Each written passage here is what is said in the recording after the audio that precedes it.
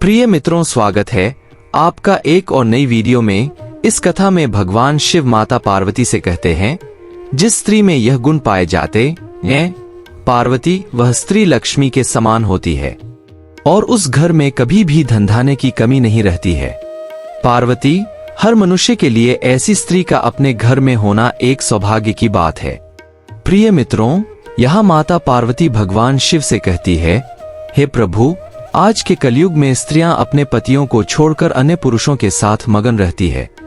लेकिन हे प्रभु, मैं जानना चाहती हूँ कि वह कौन से गुण है जो स्त्री को लक्ष्मी के समान बनाते हैं और वह घर में रहकर घर को धन-धान्य से भर देती है। प्रिय मित्रों, यह एक ज्ञानवर्धक कथा है। यदि आप यह कथा सुन रहे हैं तो कृपया कर पूरा सुनिए, क्योंकि आधी अधूरी कथा हमें आधा अधूरा ज्ञान देती है। प्रिय भक्तों, इससे पहले आप हमारे चैनल पर नए हैं तो हमारे चैनल को सब्सक्राइब कर लीजिए। चलिए मित्रों, कथा को प्रारंभ करते हैं। एक समय की बात है, भगवान शिव कैलाश पर्वत पर विश्राम कर रहे थे। उसी समय माता पार्वती बड़ी ही दुविधा के साथ है। भगवान शिव के पास आकर कहती है, हे प्रभु, मैं देख रही हूँ कि आजकल कलयुग की स्त्रियां अपने पति के साथ विश्वासघात कर रही है और वह अपने पति को छोड़कर अन्य पुरुषों के साथ निवास कर रही है। हे प्रभु, इसीलिए मैं जानना चाहती हूँ कि इस भयंकर कलयुग के समय में किस स्त्री को लक्ष्मी के स्वरूप माना जाता है और उस स्त्री में कौन से गुण विद्यमान है जिससे वह घर को धन धान्य से भर देती है। तब भगवान शिव माता पार्वती से कहते हैं, हे पार्वती, आज तुमने बड़े ही कल्याण की बात कही है। इस बात को जानकर प्रत्येक पुरुषों और स्त्री अपने घर को सुख संपत्ति से भर सकते हैं। और जिस घर में पुरुष और स्त्री का चरित्र इस प्रकार का होता है, उस घर में मां लक्ष्मी सदा निवास करती है। हे पार्वती, मैं तुम्हें इन गुणों के बारे में एक कहानी के माध्यम से बताता हूँ। बहुत समय पहले की बात है। एक गांव में एक व्यक्ति रहा करता था जिसका नाम रामचंद्र था। रामचंद्र बड़े ही धन धान्य से भरपूर जीवन जी रहा था। उसके पास किसी बात की कोई कमी नहीं थी। रामचंद्र की पत्नी का नाम कलावती था। एक बार की बात है, कलावती ने अपने पति से कहा, सुनते हो, कितना समय हो गया है, हम कहीं पर बाहर घूमने नहीं गए, आप मुझे आज घुमाने ले चलिए ना। तब रामचंद्र कहता है, नहीं, आज मुझे बाजार में बहुत काम है, इसलिए हम फिर कभी चलेंगे। तब कलावती गुस्सा होते हुए कहती है, नहीं, आप मुझे कहीं लेकर ही नहीं जाते हैं। देखो, पड़ोस की महिला कितने दिनों से घूमने गई हुई है। उसका पति कितना अच्छा है जो उसे हर माह कहीं ना कहीं बाहर लेकर जाता है। आप तो मुझे बाजार भी नहीं लेकर जाते।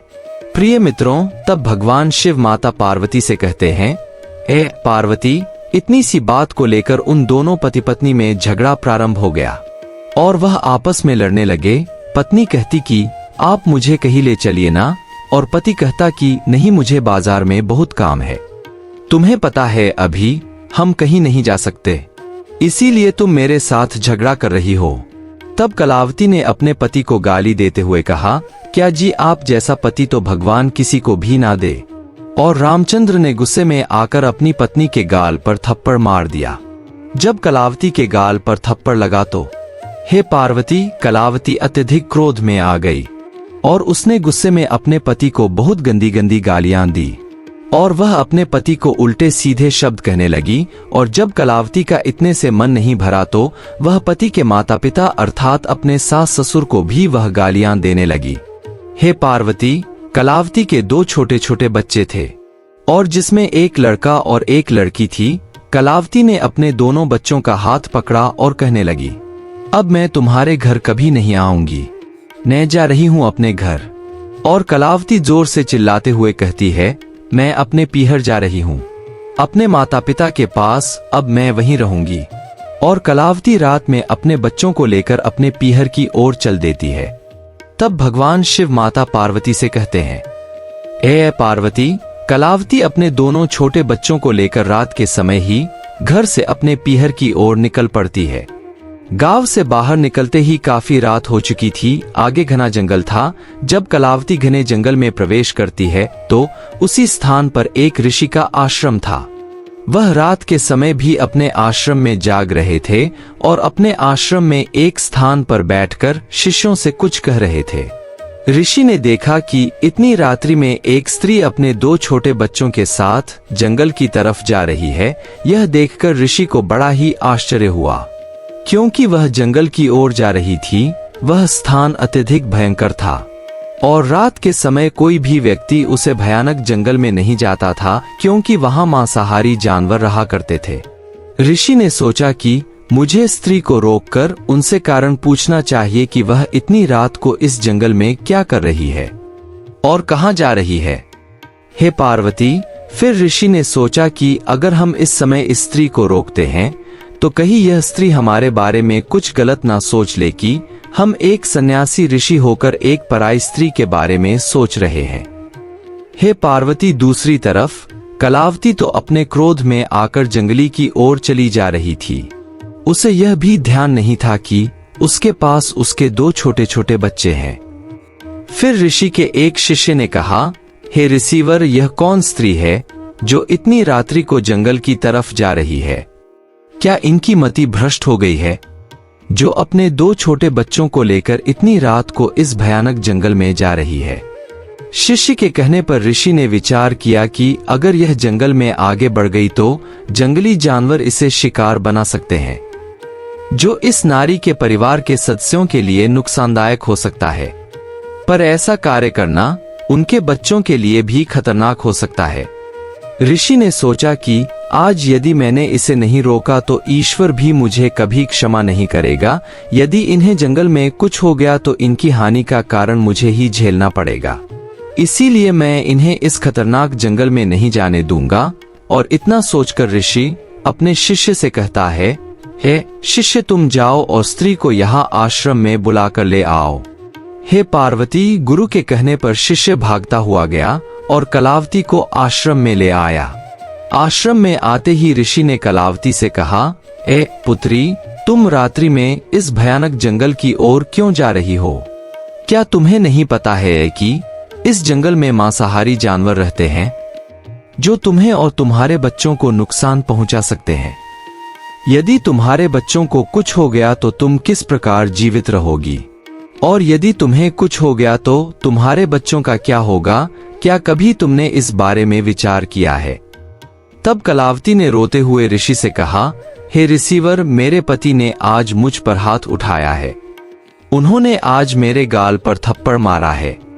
इसीलिए मैं अपने माता पिता के पास उनके घर जा रही हूँ। हे पार्वती, कलावती ने आगे कहा, ए रिसीवर, चाहे कुछ भी हो जाए लेकिन मैं वापस अपने पति के घर नहीं जाऊंगी। तब रिसीवर ने कलावती को बहुत समझाया कि घर में ऐसी छोटी मोटी बातें होती रहती है, तुम्हें वापस अपने पति के घर चला जाना चाहिए। लेकिन कलावती तो किसी की सुनने वाली ही नहीं थी। उसने कहा, नहीं रिसीवर, मैं अपने प्राणों का त्याग कर सकती हूँ, लेकिन अपने पति के घर वापस नहीं जाऊंगी। इतना सुनकर रिसीवर समझ गई कि यह स्त्री अब किसी की भी बात नहीं सुनने वाली है। तब ऋषि ने कहा, ठीक है, जब तुम वापस अपने पति के घर नहीं जाओगी तो हमारी बात सुनो। आज रात्रि तुम आश्रम में ही विश्राम कर लो और सुबह होते ही तुम अपने पीहर की ओर चली जाना। कलावती ने देखा कि बच्चे भी काफी देर से रो रहे हैं, इसीलिए कलावती ने आश्रम में रहकर विश्राम करने का विचार किया। तब कलावती ने कहा, ठीक है रिसीवर, मैं आज रात्रि यही आश्रम में विश्राम करूंगी। इस समय रिसीवर ने देखा कि इसके बच्चे और वह स्त्री काफी भूखे लग रहे थे। तब ऋषि ने जाकर अपनी कुटिया में पड़े हुए फल उन बच्चों को दे दिए और उनसे कहा, आज रात तुम इसी कुटिया में विश्राम करो। मैं और मेरे शिष्य यही बाहर रहकर रात्रि व्यतीत करेंगे। हे पार्वती, कलावती अपने बच्चों को लेकर रिसीवर की कुटिया के अंदर सो गई और ऋषि और उसके शिष्य कुटिया के बाहर विश्राम करने लगे। रिसीवर ने अपने शिष्य से कहा है, हे शिष्य, तुम कुटिया के बाहर थोड़ी अग्नि जला दो जिससे इन्हें ठंड ना लगे। और गुरुवर के कहने पर शिष्य ने कुटिया के बाहर कुछ सूखी लकड़ियों से आग जला दी जिससे कलावती और उसके बच्चों को ठंड ना लगे। हे पार्वती, सुबह होते ही कलावती अपने दोनों बच्चों को लेकर रिसीवर से कहती है, हे ऋषिवर, अब मैं अपने पीहर की ओर जा रही हूँ। आपका बहुत बहुत धन्यवाद हमें रात्रि में यहाँ विश्राम करवाने के लिए। ऋषिवर ने एक बार फिर कलावती को रोकने का प्रयत्न किया, लेकिन कलावती ने कहा, नहीं ऋषिवर, अब मैं यहाँ नहीं रह सकती। और इतना कहकर कलावती जंगल के रास्ते अपने पीहर की ओर निकल पड़ती है। अब तो रास्ते में काफी यात्री भी उसी ओर जा रहे थे, इसीलिए कलावती को जंगली जानवर से कोई भय नहीं था। और कुछ ही समय बाद कलावती अपने पीहर में पहुंच गई। जब कलावती पीहर में पहुंचती तो उसके माता पिता ने देखा कि हमारी बेटी कलावती अपने 2 बच्चों के साथ घर की ओर चली आ रही है, लेकिन माता ने ध्यान दिया कि उसका पति उसके साथ नहीं है। तब कलावती की माता ने कलावती के चेहरे की ओर देखते हुए कहा, क्या हुआ कलावती, तुम्हारे पति तुम्हारे साथ नहीं आए और तुम अकेली ही इतनी दूर, और वह भी बिना बैलगाड़ी के पैदल ही चलकर क्यों आ रही हो? क्या तुम्हारे बीच कोई झगड़ा हुआ है? क्या बात है? तुम सच सच बताओ मुझे, तुम सब कुशल तो हो ना? हे पार्वती, तब कलावती कहती है, हम लोगों में झगड़ा हुआ था और उन्होंने बिना सोचे समझे हमारे गाल पर थप्पड़ मार दिया, हमारी कोई भी गलती नहीं थी। कलावती क्रोध में आकर कहती है, अब मैं अपने पति के साथ कभी नहीं रहूंगी, अब मैं आपके साथ यही निवास करूंगी। तब कलावती की मां कहती है, क्या इतनी सी बात पर तुम्हारे पति ने तुम्हें थप्पड़ मार दिया? ऐसा तो नहीं हो सकता, क्योंकि हम जहां तक हम दामाद जी को जानते हैं, हो ना हो कोई बड़ी बात हुई होगी, तभी तुम्हारे पति ने तुम्हें थप्पड़ मारा है। तुम मुझे सच सच बताओ, क्या बात हुई है? हे पार्वती, कलावती ने अपने द्वारा दी गई गालियों के बारे में अपने माता पिता को नहीं बताया है और कहती हैं कि सिर्फ छोटी सी बात थी और मेरी कोई गलती भी नहीं थी, फिर भी मेरे पति ने मुझे थप्पड़ मार दिया। आगे कलावती कहती है, अब मैं मर भी जाऊं तो भी वापस अपने ससुराल नहीं जाऊंगी, मैं अब यहीं पर रहूंगी। यदि आप लोग भी मुझे यहाँ शरण नहीं देंगे तो मैं अपने प्राणों का त्याग कर दूंगी। जब कलावती की माता यह सुना कि हमारी बेटी अपने प्राणों का त्याग करने जा रही है, तब कलावती के पिता ने कहा, छोड़ो, हमारी पुत्री है, अब हमारी पुत्री हमारे साथ ही रहेगी, अब तुम इसे अपने घर में आ जाने दो। यदि हमने इसे अभी कुछ पूछा तो यह गुस्से में कुछ भी कर सकती है, इसीलिए अच्छा होगा कि तुम अभी शांत हो जाओ और इसे घर में आ जाने दो। हे पार्वती, इस समय कलावती की माता कहती है, हाँ पुत्री, तुम्हारा ही घर है, अंदर आ जाओ, और तुम भी तो सफर में थक गई होगी, थोड़ा आराम कर लो, इतनी देर में मैं तुम्हारे लिए खाना बना कर लाती हूँ। जब खाना खाने के बाद कलावती का गुस्सा थोड़ा शांत हो जाता है, तब कलावती के पिता कलावती से पूछते हैं, कलावती क्या हुआ है, मुझे सच सच बताओ। तब कलावती कहती है, कुछ नहीं पिताजी, मैंने अपने पति को सिर्फ इतना ही कहा कि मुझे कहीं बाहर ले चलो, लेकिन वह मुझे ऐसा कहने लगे कि मुझे बहुत काम है, तुम मुझे परेशान मत करो, और इतना कहकर उन्होंने मेरे गाल पर थप्पड़ मार दिया। हे पार्वती, कलावती ने अपने गालियां देने की बात अपने पिता को भी नहीं बताई थी और कलावती अब अपने पिता के घर में ही रहने लगती है। प्रिय मित्रों, अब भगवान शिव माता पार्वती को रामचंद्र के घर की दशा बताते हुए कहते हैं, हे पार्वती, जब रामचंद्र के घर सुबह हुई तब रामचंद्र के माता पिता अर्थात कलावती के सास ससुर उठे। उन्होंने देखा कि हमारी बहू घर पर नहीं है। तब रामचंद्र के माता पिता रामचंद्र को बुलाते हैं और कहते हैं, पुत्र, बहू कहाँ गई है, क्या तुमने उसे कहीं पर भेजा है? तब रामचंद्र अपने माता पिता से कहता है, माँ, कलावती तो रात को ही अपने पीहर चली गई है और दोनों बच्चों को भी साथ लेकर गई है। मैंने उसे बहुत रोकने का प्रयास किया, लेकिन मेरी उसने सुनी ही नहीं और वह रात्रि के समय ही अपने पीहर की ओर चली गई। तब रामचंद्र की माता कहती है, क्या हुआ बेटा ऐसा जो कलावती घर छोड़कर चली गई? तब रामचंद्र अपने माता पिता को बताते हुए कहता है, माँ, कलावती मुझसे कह रही थी कि मुझे कहीं घुमाने ले चलो और मैंने उससे कहा कि अभी बाजार में बहुत काम है, इसलिए मैं तुम्हें अभी कहीं लेकर नहीं जा सकता। और मेरे इतना कहते ही वह मुझे गालियां देने लगी। जिस पर मैंने क्रोध में जाकर उसके गाल पर थप्पड़ मार दिया। तब रामचंद्र की माता कहती है, सुनो रामचंद्र, स्त्री घर की लक्ष्मी होती है और यदि लक्ष्मी ही घर से चली जाए तो वह घर बर्बाद हो जाता है। यह तुमने क्या किया? लक्ष्मी को ही थप्पड़ मार दिया। यह तुमने बहुत गलत किया है पुत्र, क्या हमने तुम्हें ऐसे संस्कार दिए थे? रामचंद्र की माता नाराज होते हुए कहती है, एक स्त्री के घर से चले जाने से उसे घर के सुख संपत्ति धन सब कुछ नष्ट हो जाता है। उस घर में नकारात्मक ऊर्जाएं प्रवेश करने लगती है। हे पार्वती, तब रामचंद्र के पिता कहते हैं कि ए पुत्र, जो कुछ हो गया उसे भूलाकर अब तुम अपनी पत्नी को अपने घर ले आओ। बहू का ऐसे नाराज होकर घर से जाना शुभ नहीं होता है। तब रामचंद्र ने कहा, पिताजी, उसने हमें गालियां दी है, हम उसे कैसे बुलाने जाए? वो स्त्री कहलाने के लायक नहीं है। हाँ माँ, मैं भी मानता हूँ कि स्त्री घर की लक्ष्मी होती है, लेकिन वह लक्ष्मी नहीं होती जो घर के सदस्यों को गाली निकलती है। हमें तो उसके अंदर कोई भी लक्ष्मी का चरित्र नजर ही नहीं आता है। अरे पिताजी, आप नहीं जानते क्या वह किसी का सम्मान नहीं करती है? आपको भी सुबह शाम गालियां निकलती है और माँ को भी बुरा भला कहती है।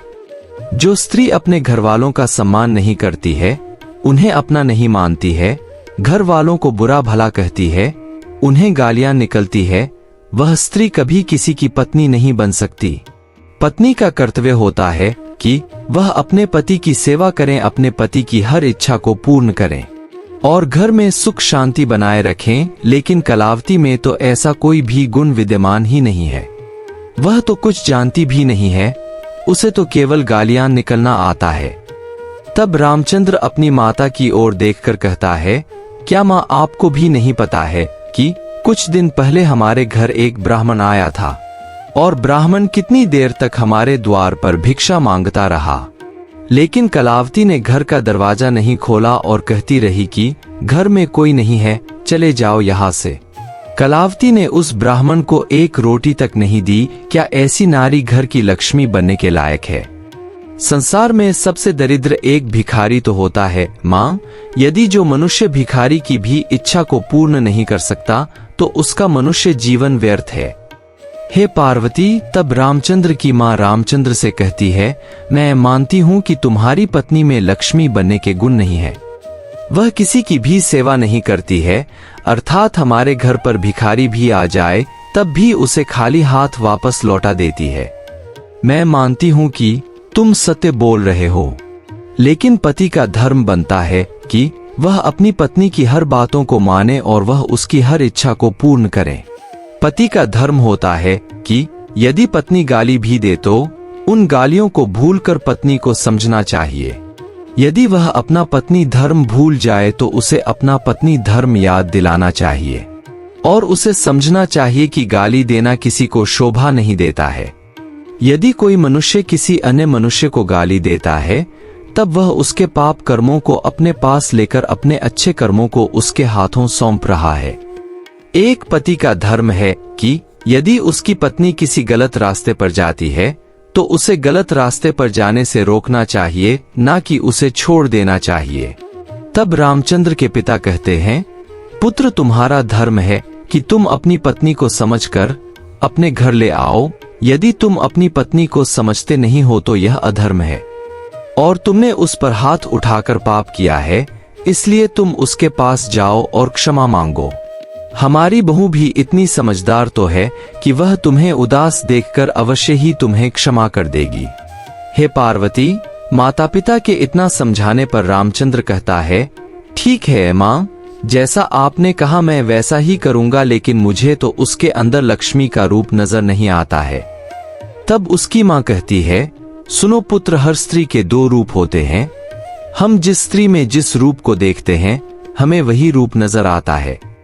यदि हम एक स्त्री में लक्ष्मी देखेंगे तो हमें लक्ष्मी ही नजर आएगी। अब तुम जाओ और बहू को अपने घर लेकर आओ। इतना सुनकर रामचंद्र अपने साथ कुछ रोटियां लेकर अपनी पत्नी को लेने अपने ससुराल की ओर निकल जाता है। हे पार्वती, रामचंद्र उसी रास्ते से जाता है जिस रास्ते से कलावती अपने बच्चों को लेकर मायके गई थी। रामचंद्र जंगल में कुछ दूर चला तो उसने देखा कि रास्ते में उसकी बेटी की पायल पड़ी हुई है। इतना देखकर रामचंद्र घबरा गया। उसने सोचा कि कहीं मेरी पत्नी और मेरे बच्चों के साथ कोई दुर्गति तो नहीं हो गई है। रामचंद्र अपनी बेटी की पायल को लेकर घबरा गया और इसी घबराहट में वह तेजी से अपने मायके की ओर भागता हुए चला जा रहा था। हे पार्वती, रास्ते में भागते भागते रामचंद्र के पैरों की चप्पल भी टूट गई थी, जिससे रास्ते में आने वाले पत्थर और कांटे रामचंद्र के पैरों पर चुभने से रक्त बहने लगा था। लेकिन रामचंद्र ने फिर भी अपना साहस नहीं खोया और वह बड़ी ही हिम्मत के साथ भागते भागते अपनी पत्नी के मायके पहुंच गया। मायके पहुंचते ही जब रामचंद्र कलावती के घर के पास पहुंचा, जैसी ही बच्चों ने अपने पिता को देखा तो वह भागते हुए अपने पिता के गले लग गए और रामचंद्र भी अपने बच्चों को स्वस्थ देखकर बहुत प्रसन्न हुआ, मानो उसकी खुशी का तो कोई ठिकाना ही ना रहा हो। हे पार्वती, जब रामचंद्र घर के अंदर जाता है तो कलावती उस समय कुछ काम से बाहर गई हुई होती है। लेकिन उसके सास ससुर रामचंद्र को देखकर बहुत प्रसन्न होते हैं और वह बहुत ही आदर के साथ रामचंद्र को एक चारपाई पर बिठाते हैं। और जब सास देखती है कि उनके दामाद के पैरों से खून निकल रहा है तो वह जल्द ही रसोई में जाती है और एक हल्दी का पटा बनाकर ले आती है और उसे अपने दामाद के पैरों पर बांध देती है। यह देखकर रामचंद्र बहुत प्रसन्न होता है और वह मन ही मन सोचता है कि माँ और पिताजी कितने अच्छे हैं, इन्होंने सबसे पहले मेरे दर्द को देखा है। तभी कलावती की माँ कहती है, सुनो बेटा, मैं तुम्हारे लिए गरम गरम खाना बनाकर लाती हूँ। हे पार्वती, और कुछ ही समय में कलावती की माँ अपने दामाद के लिए बहुत अच्छा खाना बनाकर लाती है, जिसे खाकर दामाद की आंखों में आंसू आ जाते हैं और वह कहता है कि माँ, मुझसे बहुत बड़ी भूल हो गई जो मैंने कलावती पर हाथ उठा दिया। तब कलावती की माँ कहती है, कोई ना बेटा, हम जानते हैं कि हमारी बेटी थोड़ी नटखट है, इसीलिए उससे गलतियां होती रहती है। कृपया कर तुम उसे क्षमा कर दिया करो। प्रिय मित्रों, भगवान शिव माता पार्वती से कहते हैं, हे पार्वती, इस समय कलावती वहां पर आ पहुंचती है। कलावती अपने पति को देखकर चौंक जाती है। जब कलावती अपने घर पहुंचती है तो कलावती के माता पिता कहते हैं, यहाँ आओ कलावती। कलावती को उसके माता पिता अपने पति के पास में बिठा देते हैं और कहते हैं कि अब बताओ क्या समस्या थी।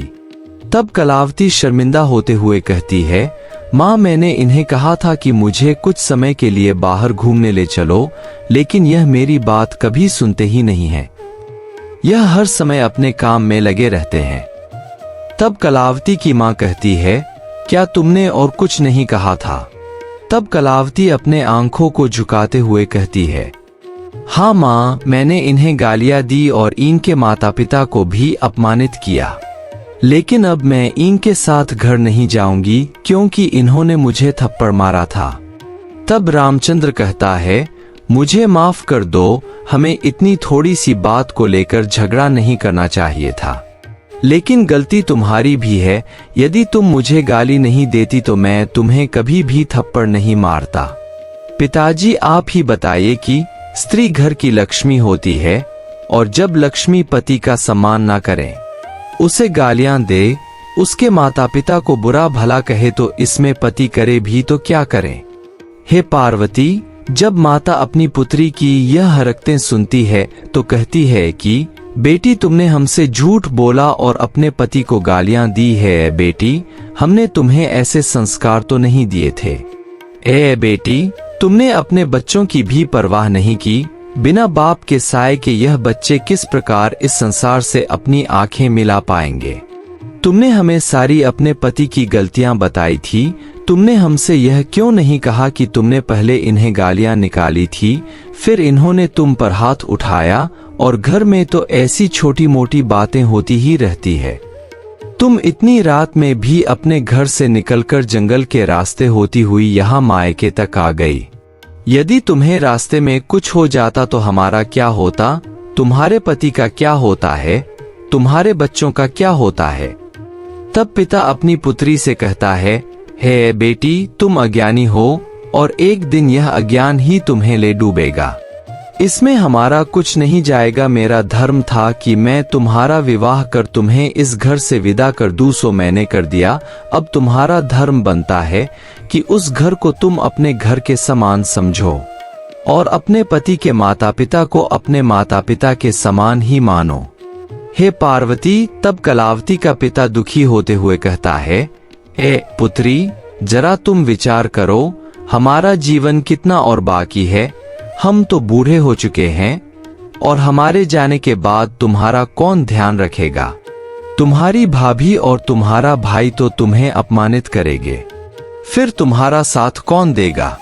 आज तुम जो क्रोध कर रही हो, जो दुखी हो रही हो अपने पति के थप्पड़ मारने पर, इससे ज्यादा दुख तुम्हें उस दिन होगा जब तुम यहाँ रहकर दुखों का सामना करोगी। हमारे जाने के बाद तुम्हारा भाई, तुम्हारी भाभी तुम्हें अपमानित करेंगे, तुम्हें इस घर में एक नौकरानी की तरह बनाकर रखेंगे और तुम्हारे बच्चों को हर जगह नीचा दिखाएंगे। केवल पिता ही है इस संसार में जो अपने बच्चों की परवरिश सही ढंग से कर सकता है। इसीलिए पुत्री, एक बेटी की शादी होने के बाद उसका असली घर उसका ससुराल ही होता है। बेटा, अब तुम हमारी बात मानो और अपने ससुराल वापस चली जाओ, क्योंकि एक ससुराल है जहां तुम अपने पति के साथ सुखी सुखी निवास कर सकती हो।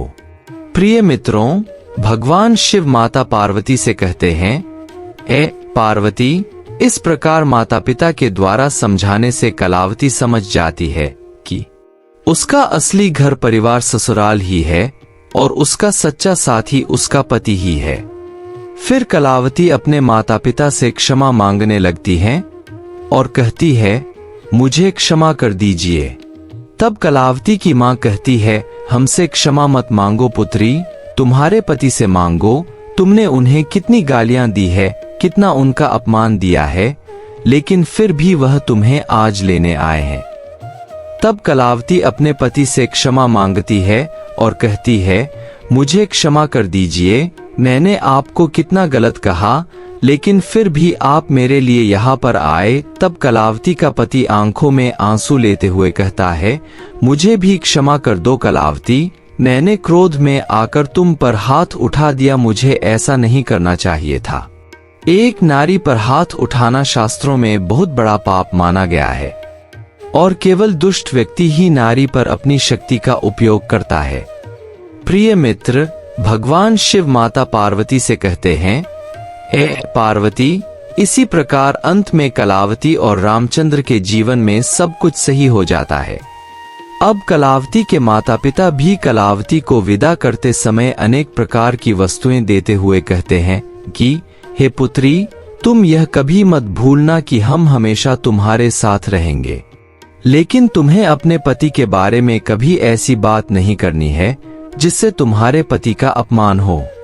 हे पार्वती, जब कलावती अपने घर से विदा होकर निकल रही थी, तभी वही ऋषि कलावती के घर के बाहर आते हैं, जिन्होंने कलावती को रात्रि में विश्राम करने के लिए स्थान दिया था, और वह ऋषि कहते हैं, माता भिक्षम देही।